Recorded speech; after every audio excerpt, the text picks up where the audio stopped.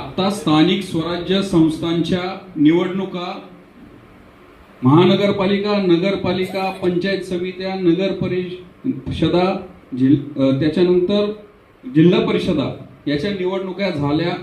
गेल्या 9 ते 10 वर्षापासून काय काय ठिकाणी निवडणुका प्रलंबित होत्या. या संदर्भात ओबीसीचं आरक्षण स्थगित झालं होतं. 28 नोव्हेंबरला सुप्रीम कोर्टाने सांगितलं की निवडणुका घेऊ शकता. आणि बाठिया कमिशनने जी आकडेवारी कमी केली होती, 33,000 जागा कमी केल्या होत्या, त्या परत पूर्ववत केल्या. तिथं लढलो आम्ही आणि त्यामुळे ह्या निवडणुका झाल्या. परंतु आपण जर आता पाहिलं तर महानगरपालिकेपासून पंचायत समितीपर्यंत ओबीसीच्या राखीव जागांवर कोण आला असेल तर 90% ओबीसीच्या राखीव जागेवर हे कुणबी दाखले घेऊन हे प्रस्तावित समाजातले पाटील, देशमुख हे सरंजामदार आलेले आहेत. आणि ओबीसीचं राजकीय आरक्षण 90% ओरबडलं गेलंय. आणि आता या संदर्भामध्ये प्रचलित कायद्यानुसार ज्या वर्गातनं तुम्ही निवडून येता तर त्याची जात पडताळणी प्रमाणपत्र देणं बंधनकारक असतं. आणि त्या संदर्भामध्ये आता जात प्रमाणपत्र वैधता समितीकडे याच्या सुनावण्या चालू आहेत. त्याला काही ठिकाणी आम्ही पुणे असेल, पिंपरी चिंचवड असेल, त्याच्यानंतर अनेक जिल्हा परिषद पंचायत समितीमध्ये असे जे स्वतःला प्रस्थापित म्हणून घेणारे, जे 96 कुळातली जी घराणी आहेत त्यांनी ओबीसीतनं आलेले, त्यांच्या विरोधात आम्ही याला तक्रारी केलेल्या, सुनावण्या चालू आहेत. आणि ह्या जरांगेचं हे जे उपोषण होतं हे फक्त त्याचसाठी होतं, ह्या पडताळण्या पटापट देऊन टाकाव्या म्हणून राज्य सरकारवर दबाव टाकायचा, महसूल खात्यावर दबाव टाकायचा. ते विखे पाटलांचा एक व्हिडिओ व्हायरल झालाय जरांगे बरोबर बोलतानाचा. तो मी आवाज ऐकू आला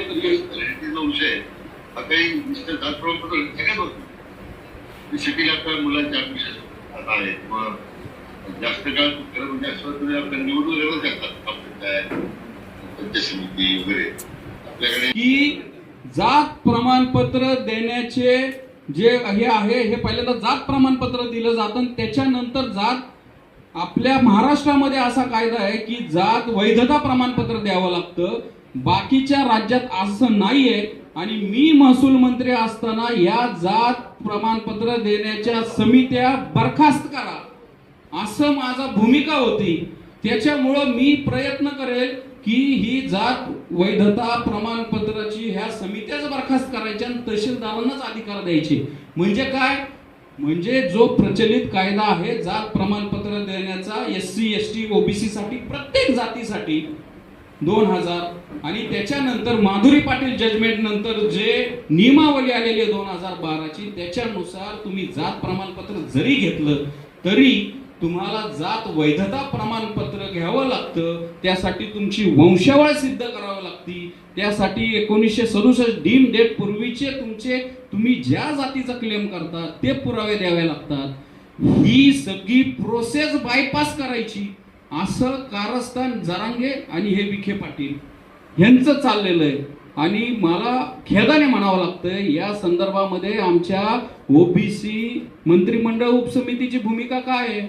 ज्यावेळेस पहिली मीटिंग झाली त्यावेळेस स्पष्ट त्याच्यामध्ये निर्णय झाला होता, ठराव झाला होता की बोगस दाखल्या संदर्भात श्वेत पत्रिका काढणार. महाराष्ट्रात अनेक केसेस समोर आल्या की खाडाखोड झालेली आहे. निर्गम रजिस्टरवर आम्ही आता चॅलेंज केलेले, त्या निर्गम रजिस्टरवर 1893 साली जिल्हा परिषदेच्या शाळा होत्या का, त्या जिल्हा परिषदेच्या शाळेचे दाखले तयार केलेले आहेत. कुठलं एखादं जुनं पान घेतलेलं आहे त्याच्यावर असं सांगितलेलं जन्म मृत्यूचा दाखला आहे, त्याच्यावर माग कू पुढं कू, त्या लिप्यांतरकारांनी खोटं लिप्यांतर केलेलं आहे. असे अनेक पुरावे आमच्या समोर येतात. ते सर्रास या ओबीसीच्या राजकीय आरक्षणाचा फडशा पाडला जातोय. या संदर्भात शासन काय भूमिका घेणार. मग जरांगे जर म्हणतात या पडताळणी देऊन टाका, तर मग उद्या आणखीन कोणतरी एखादा वेगळ्या जातीचा XYZ तो उपोषणाला बसेल आणि मला म्हणाल या जातीचे दाखले आम्हाला द्या, नाही तर मी उपोषण करतो, उन्हात करतो, पावसात करतो. मग हे महाराष्ट्र असा चालणार आहे का. आमचे संविधानिक हक्क अधिकाराचं रक्षण कोण करणार आहे हा आमचा सवाल आहे या संदर्भामध्ये. ते हैदराबाद गॅजेट लागू केलं, आता सातारा गॅजेट लागू करा, मग कोल्हापूर गॅजेट लागू करा. गॅजेट लागू करा म्हणजे काय? गॅजेट म्हणजे काय? त्याच्यामध्ये भौगोलिक परिस्थिती, तुमची तिथं पिकं कशी आहेत, तिथं पाण्याच्या सोयी सुविधा कशा आहेत, पक्षी कोणते आहेत, प्राणी कोणते आहेत, कोणत्या धर्माची माणसं, हे गॅजेट कसं काय लागू करायचं? त्या जरांगेने गॅजेट समोर आणून दाखवावं आणि म्हणावं हे गॅजेट आहे, हे लागू करा. त्याच्यामुळं तो काहीतरी येडी गबाळी मागणी करणार, त्या मागणीच्या दबावाखाली वेगळ्या काहीतरी ह्या अशा गोष्टी करणार. आता राधाकृष्ण विखे पाटील, मराठा मंत्रिमंडळ उपसमितीचे अध्यक्ष, यांनी त्यांच्या पेजवरनं सांगितलेलं आहे की आम्ही या संदर्भामध्ये विभागीय आयुक्तांना आदेश देणार आहेत की हे पडताळणी संदर्भामध्ये विशेष शिबिर करा. का बरं विशेष शिबिर? एका जातीच्या दाखल्यांच्या पडताळणीसाठी का? तर या स्थानिक स्वराज्य संस्थांमध्ये जे हजारो खोटे ओबीसी कुणबी दाखले घेऊन आमच्या जागा बळकावल्यात, त्यांचा मार्ग सुकर व्हावा. तर या संदर्भामध्ये हा खूप मोठा अन्याय, याचं उत्तर महाराष्ट्र सरकारने द्यावं, ओबीसी मंत्रिमंडळ उपसमितीने द्यावं. आमचं पालकत्व कोण घेणार? वेगळं ईडब्ल्यूएस आरक्षण होतं ते या जरांगेला नकोय, तिथनं मराठा बांधवांना बाहेर काढण्याचं पाप ह्या मनोज जरांगेने केलंय. हे फक्त राजकीय आरक्षणासाठी हे असं करून. आणखीन यांची एक मागणी काय मान्य केली? गुन्हे रद्द करा, गुन्हे मागे घ्या. त्या पोलिसांची डोकी फोडल्यात, महिला पोलिसांची डोकी फोडल्यात, गंभीर गुन्हे, ते सरसकट मागे घ्या. मग ओबीसी आंदोलनासाठी आम्ही स्वतः, मी लक्ष्मण हाके, आम्ही इथे त्या गिरगाव चौपाटीवर इथं आम्ही पाण्यात उतरलो, आमच्यावर अजून गुन्हा दाखल आहे. ओबीसीचे गुन्हे दाखल नाही करायचे. त्याच्यानंतर मराठा आरक्षणासाठी दुःख आहे, आम्ही त्यांच्या दुःखात सहभागी आहे, अनुकंप तत्वावर नोकरी द्यावं. ओबीसी जो 2 सप्टेंबरचा JR आला आणि त्यावेळेस भयभीत झालं महाराष्ट्रामधील सर्व ओबीसी.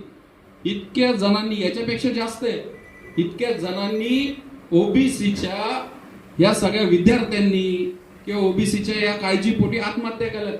मग ही लेकरं कोणाची आहेत? यांचं पालकत्व कोण घेणार आहे? का आमच्याकडे कोण बघणारच नाही? त्यामुळं ह्या सगळ्या गोष्टी आहेत. इतका मोठा अन्याय होतोय. आम्हाला जर वाऱ्यावर सोडणार असेल तर आम्ही जरांगेपेक्षा आणखी 450 जातींना बरोबर घेऊन तीव्र आंदोलन करू.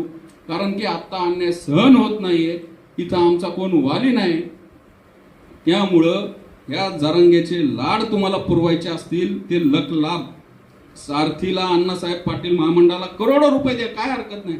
आमच्या महाज्योतीचं काय? आता आमच्या ओबीसी जे मंत्रालय आहे त्याच्या अंतर्गत जे कर्ज प्रकरण आहेत त्याच्या संदर्भात काय, त्याच्या निधीचं काय?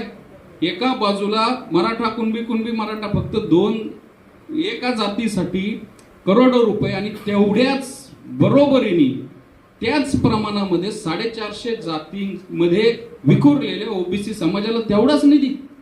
सारथीचे तुम्ही जागा अलॉट केलेल्या बघा हॉस्टेलसाठी आणि महाज्योतीचं बघा. एवढा मोठा दुजाभाव अन्याय ह्या महाराष्ट्रामध्ये चालू आहे. आमच्या विद्यार्थ्यांच्या या कुणबी दाखल्यांमुळं विद्यार्थ्यांचे आमचे ॲडमिशन चाललेत, आमच्या नोकऱ्या चाललेल्या आहेत. त्याच्यामुळं या संदर्भामध्ये जर लवकरात लवकर दखल घेतली नाही तर आम्ही महाराष्ट्रामध्ये तीव्र आंदोलन करू. आणि ते फक्त चमकोगिरीचं नसेल, 13 तासातलं नसेल. जोपर्यंत आम्हाला न्याय मिळत नाही तोपर्यंत आम्ही ही मोड बांधून हे आंदोलन करू.